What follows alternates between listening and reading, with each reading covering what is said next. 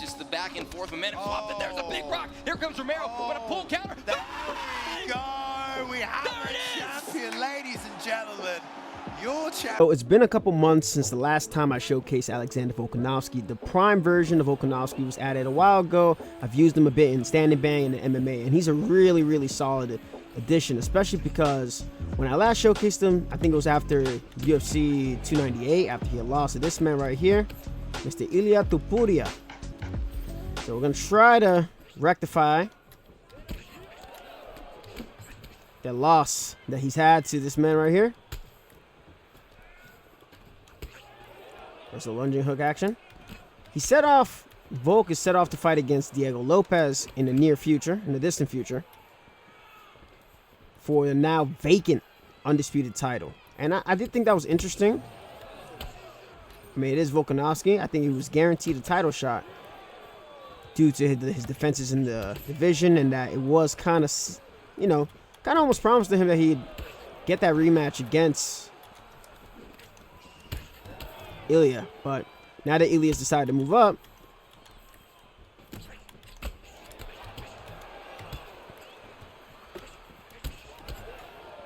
don't see like that's going to be happening anytime soon unless Volkanovski himself moves up. And Max Holloway's up in that division now too. So honestly, I didn't think of it much at first. I'm like, oh cool, Lopez is fighting for the title.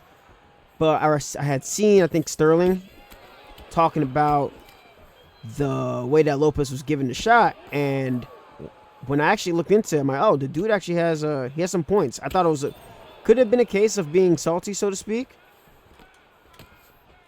but it was not that case at all, and I'll say why. So Diego Lopez, he beat Brian Ortega. Brian Ortega was, I think, ranked 3 in the division. With his win at the time, I think it was against Yair Rodriguez. And then when Lopez beat Dan Ige was, I think, 14 or 13. So not the highest ranked guys. I mean, outside of Ortega. But as for, beating Dan Ige, short notice, he was supposed to fight Ortega, and Ortega pulled out. So, shit happens. He did things. Company man, all good. For Mosar, he beat Arnold Allen, who was ranked 4 in the division. Excuse me. See, I'm trying to recall this shit while I'm fighting. Then he beat former bantamweight champion Aljamain Sterling. Get your fucking hands off me. Oh, I can't stand that thing. There you go. There we go.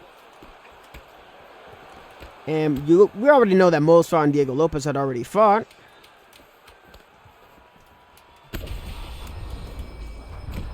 Oh, this man's crazy. Looking for a sidestep uppercut while he was rocked. Could have got it. I honestly thought that it should have been Lopez and Mosar in a 5-round #1 contender fight, and the winner of that ends up fighting for the undisputed vacant featherweight title against Volkanovski. And the reason why I say that is that a long time ago, Jose Aldo got knocked out by Conor McGregor. He's a champion that had multiple defenses in the division. So when the next #1 contender was decided, it was between 2 of his old foes. It was Frankie Edgar and Chad Mendes. I think they fought in the final of The Ultimate Fighter or something. Frankie Edgar ends up knocking out Chad Mendes, which is why he ended up getting the interim title shot against Jose Aldo. And he was a favorite in that one, by the way. And, got the shot. I think that would have been the clear, concise way to decide who fights Volkanovski. I also am a firm believer that Volk definitely needs more rest. Block counter.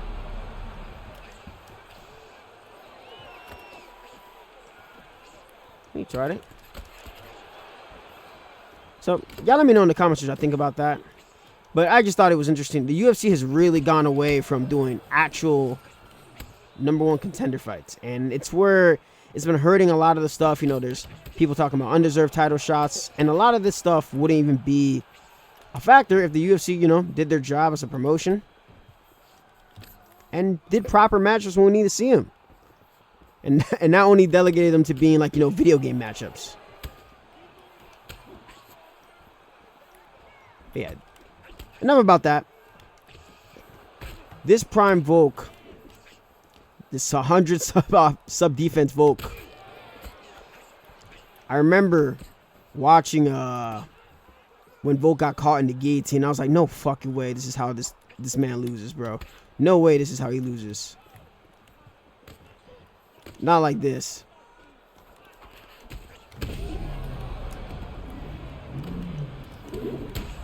Not like this. Ends up escaping the guillotine. Also escapes the triangle choke too. I forgot about that too. He also escaped the triangle choke. And ends up being like Brian for like the next 2 rounds after that. Get some really good. Yeah, honestly, he got some good ground and pound too in round 3 after getting put in that guillotine. So that was like probably one of the grittiest ways for a champion like that hasn't been put in a bad position in a long time. Remember, the last person to really put Volk in danger, I think it was. I know Max dropped him briefly, and then prior to that, it was Chad Mendes. Actually, you guys should watch that fight. So to get his kick caught, punched on the way down, then immediately put in a guillotine after cruising through rounds 1 and 2 shows how good this version of Volk is. So I'm gonna do him justice as much as I can, and we're just honestly gonna be doing a lot of showcases for fighters that we missed out on top of choosing whatever fighter I want to showcase depending on how the weekend is going. I don't know if Prime Volk will return. I hope so. I honestly do. Speaking of primes, Max Holloway. This is also a version of Max Holloway that beat Taker. So they got two 5-star versions of 2 great featherweight champions that beat Brian Ortega. Maybe somebody in the UFC doesn't like Brian Ortega. We're gonna try to be more counter heavy. Ooh, do the hook. Ooh, do it twice. Do it twice. Felt like I was kind of like blitzing through that one guy a little bit too quickly. Want to channel a little bit more. There we go. There's a leg kick. There we go. I remember watching the first time these two fought, and I'm like, yo, Volk is actually beating Max Holloway. And at the time, like, I loved Max, but I was still a little bit salty because he beat Aldo. So I was like, yeah, Short Kings unite. There we go. That's a good head movement going. Ooh. Okay. Brother, you are overextending. You are overextending a little bit too much. You don't sit here and let you break my block? Huh? You think I'm gonna sit here and let you break my block? Matter of fact. Okay.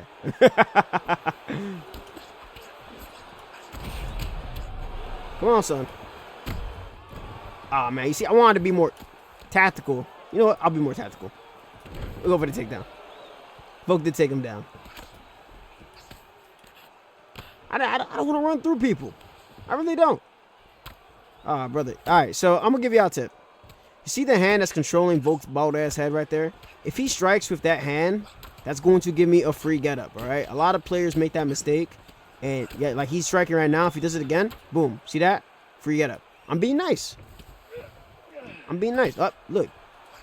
So anytime somebody releases the hand that's controlling the fighter's posture, that is a free get-up, right? In that window of time, if you do it correctly, it is a free get-up.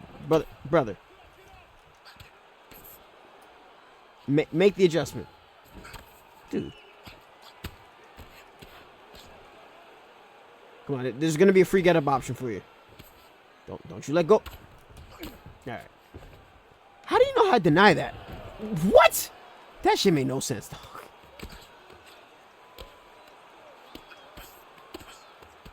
It'll be like the players making the dumbest mistakes that know how to do like the dumbest things with reversals.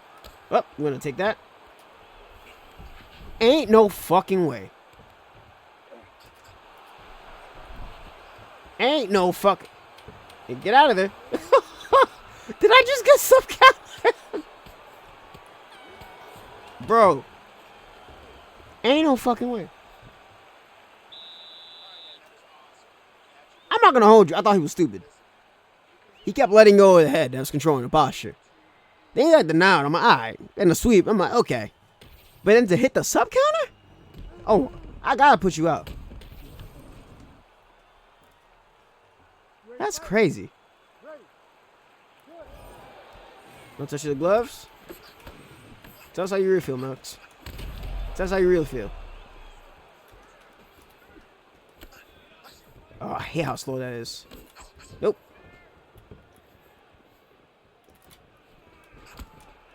That's hilarious. I had a feeling he was going to go for something big. Mm-hmm. Come on, Max.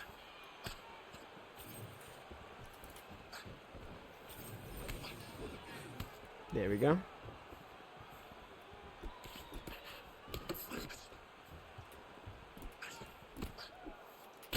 Ooh, head kick. See, I'm gonna let you work a little bit. I'm gonna let you work a little bit.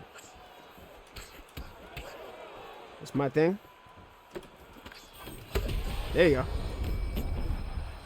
Don't chase. Pump the fake. The body kick. Switch stance. Ooh. Leg kick. Missed the leg kick. That's normal. Okay.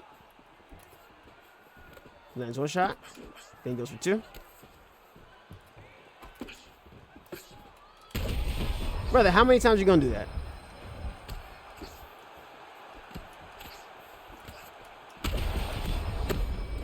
Oh, Max.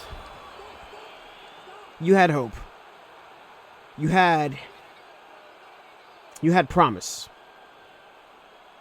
I thought we were on to something there, y'all.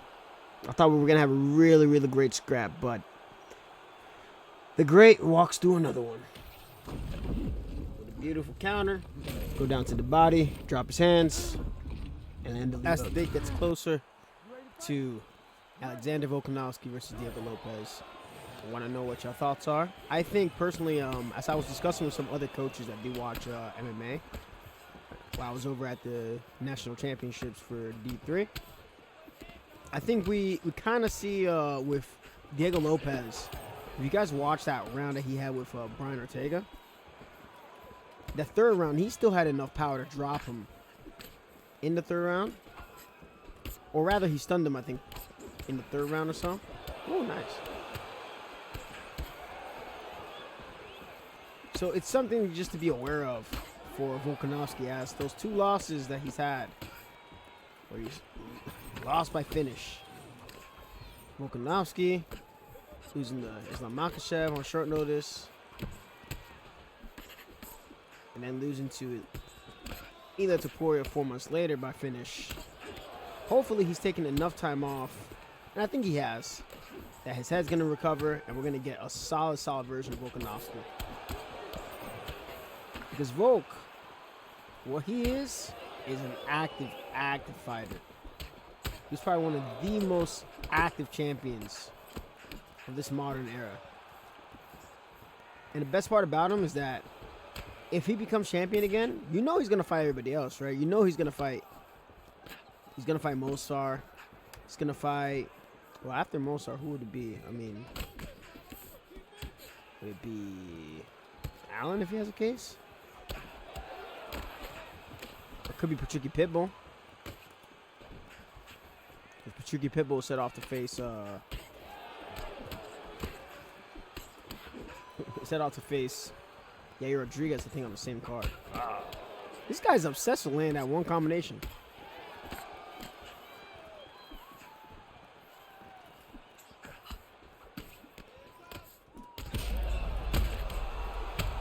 Oh, hold on, I'm so sorry. Oh. Oh! Let's see. I was talking to Advaita about Volkanovski too, how, well, not just Volkanovski, I kind of referenced him, how a lot of times, a lot of MMA fans, all they want to see is blood. And Volkanovski was a prime example of being an exciting tactician, like through and through. all his decisions were like super exciting. Super exciting decisions. They weren't like, all right, get it over with type of decisions. Like his decision went over Max Holloway. You were just in awe, like, ain't no way this guy's doing this to Max Holloway. Right now he's probably like, oh my God. See? Trying to chain something pretty together.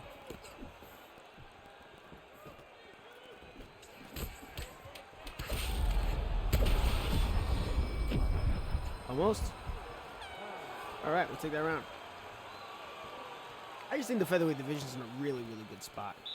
Oh, Gene Silva, too. Yeah, Gene Silva. I mean, I don't think he'd have a title shot by that time, but he's somebody to look out for, too. And he's fought in both featherweight and lightweight. It's a fun time to be a fan. Fun time to be a fan. I just wish that the UFC did a better job of marketing their other fighters. All right, let's get this guy out of here. Oh. Got too greedy.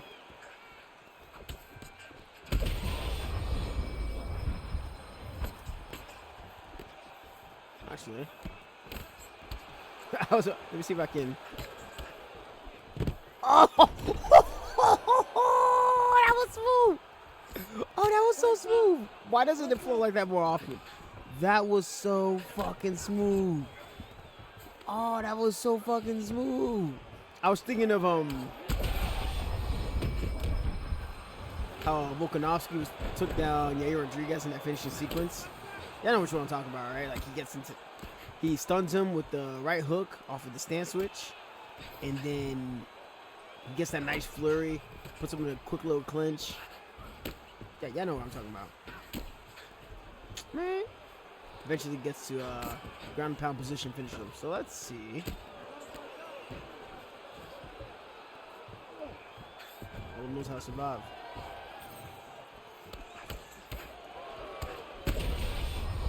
That's a wrap. All right, y'all. That's going to be it for Prime Volkanovski. Remember 17, I appreciate y'all.